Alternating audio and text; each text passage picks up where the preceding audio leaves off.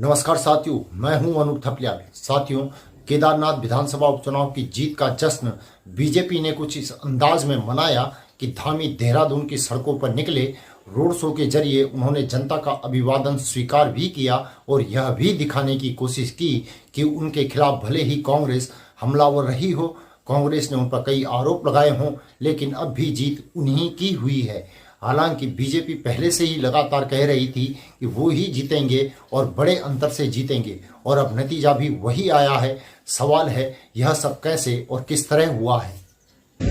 ये जीत हमारे आदरणीय प्रधानमंत्री श्री नरेंद्र मोदी जी की जीत है, जिनके नेतृत्व में 2013 की प्रलय के बाद भव्य केदार और दिव्य केदार का मार्ग प्रशस्त हुआ, वो बनना प्रारंभ हुआ। ये जीत विकास की जीत है, ये जीत सनातन की जीत है, ये जीत केदारनाथ विधानसभा के लोगों की जीत है, ये जीत हमारे सभी कार्यकर्ताओं की जीत है, ये जीत उत्तराखंड के लोगों की जीत है।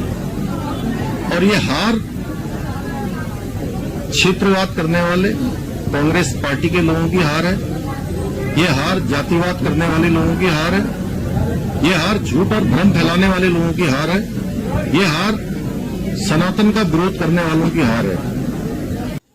वहीं कांग्रेस के वरिष्ठ नेता गणेश गोदियाल ने भी केदारनाथ विधानसभा के उपचुनाव का परिणाम आने के बाद आशा नोटियाल और मुख्यमंत्री पुष्कर धामी को बधाई दी।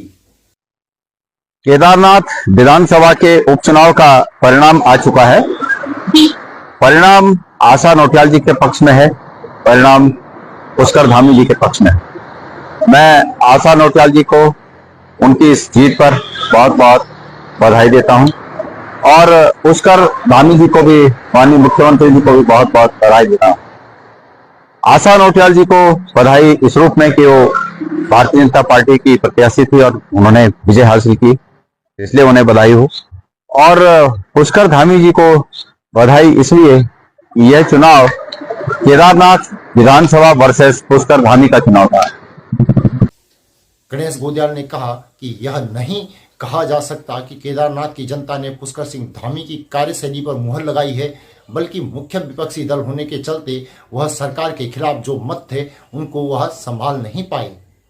और यह नहीं कहा जा सकता कि केदारनाथ विधानसभा ने पुष्कर धामी जी की कार्यशैली पर मुहर लगाई है, लेकिन ये कहा जा सकता है कि मुख्य विपक्षी दल होने के साथ साथ हम इस बात को नहीं संभाल पाए कि जो सरकार की नीतियों के खिलाफ जो मत थे, उन 33,000 मतों को हम एकजुट रख पाए। लिहाजा ये हमारी कमी है कि हम उन 33,000 वोटों को अपने पक्ष में नहीं रख पाए और इस 53,000 के वोट में हम 23,000 बीजेपी के मुकाबले करीब 18,000 वोट पाकर पीछे हो गए। तो क्योंकि निश्चित रूप में हमें दुख है इस बात का कि हम लोगों को एकजुट नहीं रख पाए और जो सरकार के विपक्ष में जो मत थे उन मतों का बिखराव हो गया। कांग्रेस ने चुनाव धामी वर्सेस केदारनाथ बताया था। कांग्रेस ने केदारनाथ की अस्मिता के साथ खिलवाड़ का आरोप लगाया। कांग्रेस ने सोना चोरी का मुद्दा उठाया, लेकिन तमाम मुद्दे धराशायी हो गए और धामी यहां जीत गए।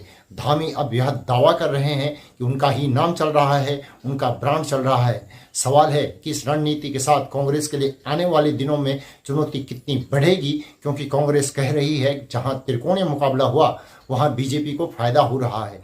तो सवाल है कि कांग्रेस का संगठन आखिर किस तरह और किस रूप में कमजोर हो रहा है।